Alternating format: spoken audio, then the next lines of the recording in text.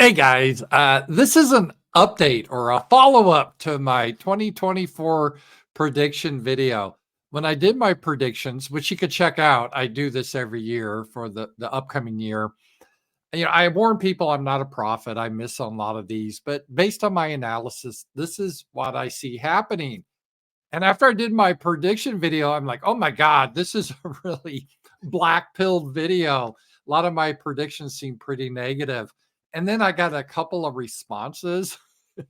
Hey, isn't Ramsey Paul a ray of sunshine this year? And I got a couple of people text me, and I kind of felt bad. I always want to tell you the truth, what I really believe. So I don't want to spin something if I think it's negative. But at the same time, I understand why it's destructive to give into demoralization, meaning, oh, there's no hope, everything's hopeless, there's no reason to live. We need to give up. That's horrible. And I don't want to be an agent of demoralization because there are many positive elements or what we call white pills. There really are. Even all the predictions I gave, if you look at it a different way, this is actually, I think, long term going to be a positive. So I'm going to go through some of my predictions, but give the positive spin to it. And it's a spin, not like the government does, which is trying to manipulate you or lie. It's what I truly believe. Okay, Ukraine. We'll go over Ukraine first. I gave my prediction. Russia will get Crimea and the Donbass, and we'll have a ceasefire by this time next year. I think that's not a black pill prediction. That's pretty white pill. But when I thought put this in context, let me go back to the year 89. This is around Christmas, so Jesus would be 9 years old. In the Roman Empire, because it's a meme. We guys, we do think about Rome all the time.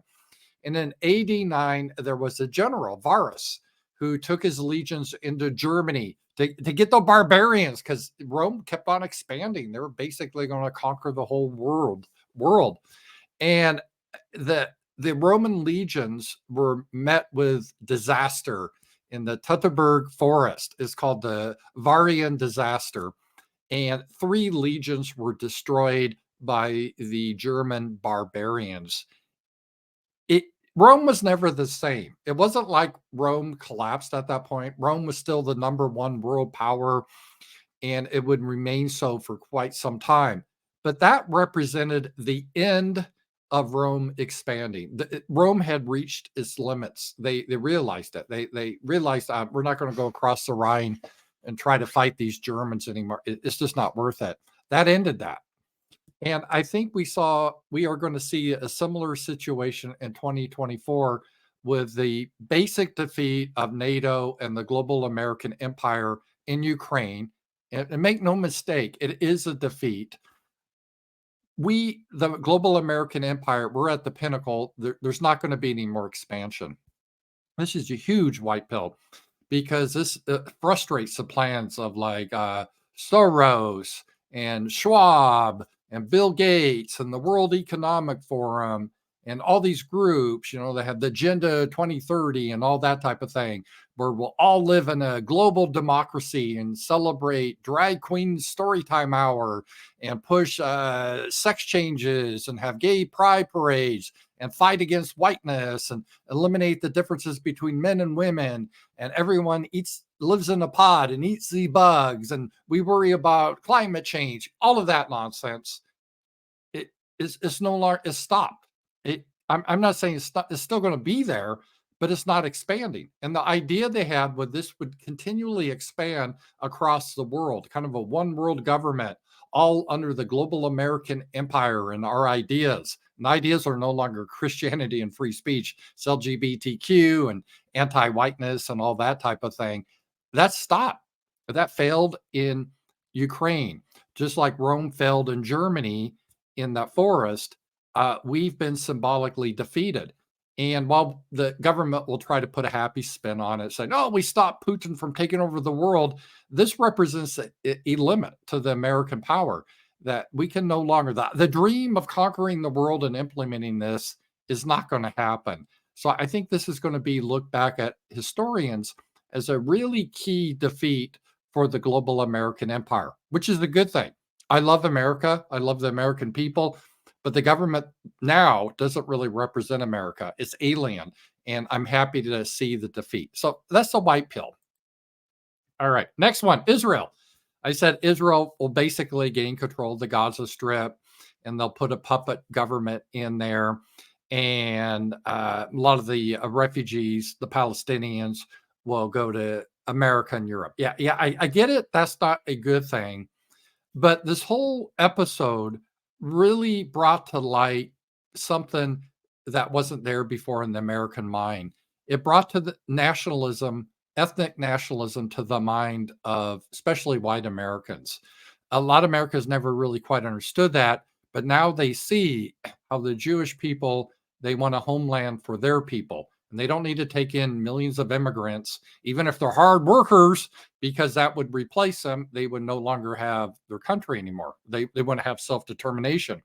Finally, because this is in the forefront, people are starting to realize, like, well, wait a minute. If the Jewish people get that, shouldn't Germans have the same right to have a country for them instead of taking in all like these Turks and everyone else? Shouldn't Germany be for the Germans? And England, shouldn't England be for the English people? This is Israel because of this whole episode and their de facto ethnic cleansing of the Palestinians is putting this to the forefront. And it's also really caused a breach between this alliance between a lot of these Zionist organizations in America and what they call people of color. And we saw this recently at Harvard, where you had this Black woman president, and she kind of pushed back on the lobby, even though the lobby helped put her in that position due to affirmative action. And they're starting to see the golem that they created to be used against us is attacking them now. So we're seeing a split in that alliance that they've always nurtured since I was a kid in the 60s and 70s and so forth. Is like, oh, we Jewish groups are in partnership with people of color to fight white supremacy and evil white Christians, Norman Lear and all that. Now that partnership is splitting, and that wouldn't have happened if it wasn't for what Israel's doing in the Gaza Strip. And it's also putting way more in the public. People are like, well, why is Asa Hutchinson wearing a Israeli flag on his lapel? Isn't he running for president of America? And why are all our presidents and our politicians? It doesn't matter if you're Republican or Democrat. They're prostrating themselves towards Israel. Why is that? That doesn't really make a lot of sense. That's a foreign country. I mean, you may like Israel and everything, but something is really opening the eyes to, I think, a lot of people in a way that all million YouTube videos would never have done. Their own actions are opening a lot of eyes. So I think that is a white pill there. All right. The Trump and election 2024.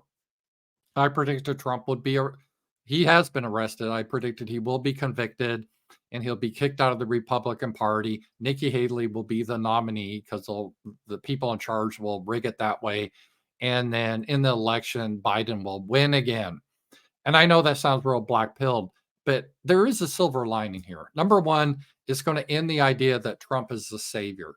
Trump is not what a lot of the people on the right think he is. That he's a Julius Caesar that's going to drain the deep state.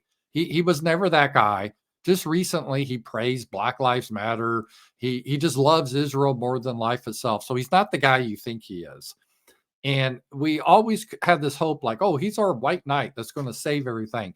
That was never going to happen. And so that whole hope is going to be gone. And that's always the MAGA types. That's always, even after 2016, it's like, oh, well, in 2024, he'll be back. And that idea will now be crushed. But more than that, it's going to crush the whole legitimacy of the mainstream Republican Party. People are going to see the party out of touch with the base and not represent them anymore, like Nikki Haley and Asa Hutchinson, Lindsey Graham, Mitt Romney, totally discredited. And this is going to open up the eyes to a lot of people that there is no path forward in the future through the ballot box. We're going to have to radically think of something different to get our self-determination. And that would not have been possible if Trump gets elected. and we go, everyone thinks, oh, Trump's going to be elected. We go back to the 1980s or something. It's not happening. And this, I think, will really, people aren't going to riot or anything like that. Oh, people on the right are going to riot. No, they won't. But I think it's going to fundamentally change things for a lot of Americans. The normie Americans will start to realize their country is gone. I've realized it for a long time, but it's going to be impossible to miss this. And then you're going to see a huge base of people that will sound more and more like Ramsey Paul. We're already there. We're already there. I look at all these commentators, Tucker Carlson, people I follow on Twitter or X, Laura Chen, a whole bunch of people, Elijah Schaefer. I mean, they're sounding like Ramsey Paul now. It's really amazing how that's happened. And I think this is definitely a good thing. So that is not horrible. The whole election, I know will be a defeat, but there's going to be a silver lining out of it. Censorship, yeah, censorship's going to get worse. They're attacking Elon Musk now, the Biden administration. They're trying to force him out, and I think they probably will. But they're playing a game. Remember that game in the arcade whack-a-mole, where you have a big hammer and you're trying to whack down all the moles that pop up, and it's real fast. And that's the way the evil people are now. They're playing a big game of whack-a-mole, trying to silence everyone, but because of the technology and just the general unrest, yeah, they can bring down one person like Elon Musk. They can bring down Trump. They can bring down lots of people, but more people just pop up in their place because it's an idea of what people want. They want self-determination. They want freedom. They want liberty. And they're fighting like really a hopeless battle. That's why our enemies, even though they have all of the control, they're really paranoid and they're scared because they fear they've reached a limit. So don't get too black pilled when that happens. There will be a way. Immigration. Yeah, I mean, nothing's going to happen if Biden wins with immigration. I get it. But the good silver lining is Americans are finally going to understand the difference between a country and a nation. A country is just a political designation. A nation is a people that is bound by their common blood, language, culture, religion. That's a nation. And people will understand the difference between the two and understand the desire for us, just like the Jewish people have a homeland, all people have a right to the homeland. And immigration is really going to make the divide between patriotism and nationalism. Patriotism being loyal to the government versus nationalism being loyal to the people. Now, if you have self-determination, they're pretty much the same because your government represents you. Our government doesn't represent us. Our government actually hates us. And more Americans are going to see that.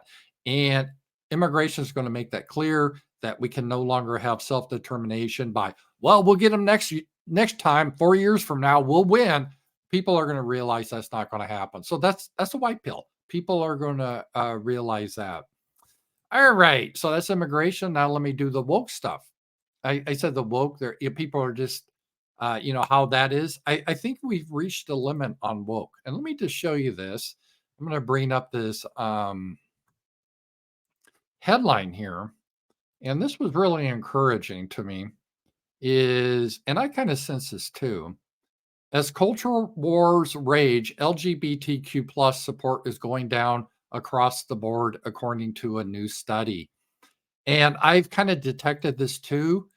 Just recently, Chevy, they put out an ad of all corporations that was a Christmas ad, and it was really sweet. It was about a family. They were white, and the mother was becoming dementia.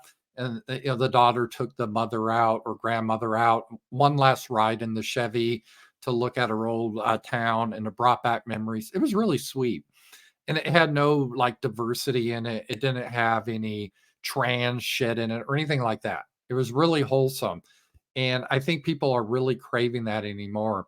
And just because it's become more and more radical, the LGBTQ, it started like 20 years ago, 30 years ago. Well, we shouldn't make this illegal. What you do in the privacy in your own bedroom, whatever, to now we're seeing, adoptions and all these weird sex changes with children and drag queen story time hour. And people, I think we've hit the limit of that. And we are seeing people tired of all this woke stuff. And They're realizing that our society can't work if you put people in positions of power or technical positions and they can't do the job, but you put them there because of their race or because of their sexual perversion, even though they're incompetent, things start to fail. And we're seeing that happen. And that was the woke stuff. And then finally, there's the economy. And, we're not going to have a big, huge crash. We're going to see inflation, but it's not going to be massive. It's not going to be hyperinflation yet. And we'll make it through. I mean, we go through tough times, but in a sense, tough times helps to refocus to people on really what matters. And the good thing is, the left, or whatever you want to call them, SJWs, there's the evil people, they're victims. They're planting the seeds of their own destruction, meaning that the whole list put people in positions of power based on their race, not based on their competency, and their destruction of the economy. We're already seeing this. One of the reasons we can't win in Ukraine is because these people, they've outsourced all our manufacturing jobs. So we can no longer keep up with manufacturing to Russia. And we're going to start to see this everywhere, where the people that they plan to use against us are incompetent. And that's a good thing. You want your enemy to be incompetent. And so the government's becoming incompetent and broke, and they're no longer going to be able to control people as easy anymore. Because when people have nothing to lose, they're more likely to stand up for themselves. And we're quickly reaching that point. So there's a lot of, I think, good things that could potentially happen here. So don't look at all my predictions as being, oh, I'm black pilled, there's no hope. No, there's a lot of great things that are going to come out of this. It's going to be a crazy year, but whenever there's a lot of turbulence, there's a lot of opportunity. There's a lot of opportunity. In some ways, it's better than just a continual slow decay. If you have a lot of exciting things happening, you can make changes quick. And I think we're on the side of truth. We are on the side of truth. And that is such a huge advantage to have. And anyway, guys, thank you so much. Merry Christmas, and God bless you. Talk to you guys later.